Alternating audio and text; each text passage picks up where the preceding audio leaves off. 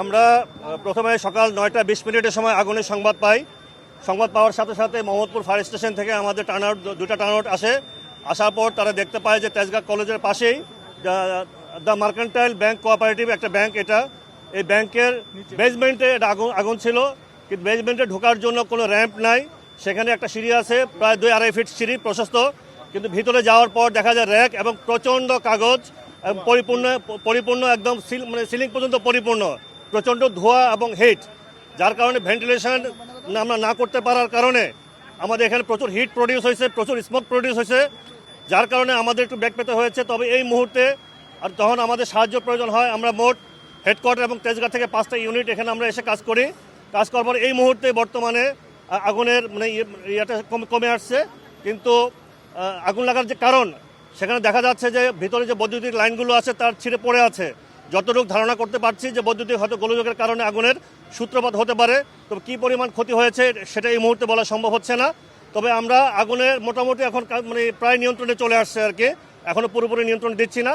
তবে স্মোকটাকে আমরা এখন ম্যানেজমেন্ট করার চেষ্টা করছি।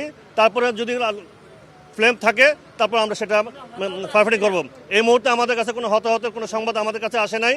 তবে যেটা হচ্ছে, এখানে আশেপাশে যে হাইরাইজ বিল্ডিংগুলো আছে তাদের সেখান থেকে পানির আমরা পেয়েছি এবং তেজগাঁ কলেজ থেকেও অলরেডি পানি পেয়েছি এবং তেজগাঁ কলেজের বিএনসিসির যারা সদস্য তারাও আমাদেরকে সহযোগিতা করেছে। সবাইকে ধন্যবাদ। দেখেন, আপনারা তো জানেন যে এই বিল্ডিংটা বহু পুরনো।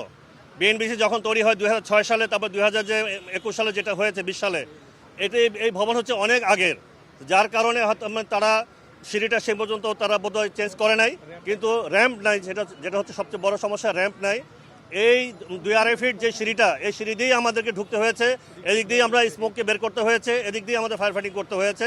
তবে আমাদের ফায়ার ফাইটাররা অত্যন্ত ঝুঁকি নিয়ে, আপনারা দেখেছেন অনেকেই ভিতরে গিয়েছেন, হ্যাঁ, ব্রিদিং পরে একের পর এক রোটেশন করে তারা ফায়ার ফাইটিং করতেছে। আলহামদুলিল্লাহ এখন মোটামুটি আগুনের হিট অনেকটা কমে আসছে। আমি অলরেডি আপনাদেরকে বলেছি যে এটা একটা বেসমেন্টে যেটা হচ্ছে ভেন্টিলেশন থাকা অত্যন্ত জরুরি, কিন্তু সেটা এখানে ভেন্টিলেশনটা নাই, যার কারণে সেখানে যে আগুন হয়েছে, সেখানে যে স্মোক হয়েছে, সেগুলো বের হওয়ার কোনো সুযোগ ছিল না।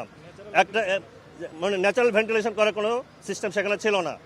এই যে 2.5 ফিট 3 ফিট যে সিঁড়িটা, এই সিঁড়ি দিয়েই আমরা চেষ্টা করছি, অথচ এদিক দিয়ে আমরা ঢুকতেছি, এদিক দিয়ে ধোঁয়া বের করার চেষ্টা করছি, যার কারণে যখন ধোঁয়া বের করি হিটও এদিকে আসে, ধোঁয়াও এদিকে আসে, আমরা এদিক থেকে ভেদ করে ঢোকার চেষ্টা করতেছি, যার কারণে অনেক বেগ পেতে হচ্ছে আর কি। তো আলহামদুলিল্লাহ অল্প সময়ের মধ্যে আশা করি আমরা এটাকে আগুনটাকে শেষ করতে পারবো।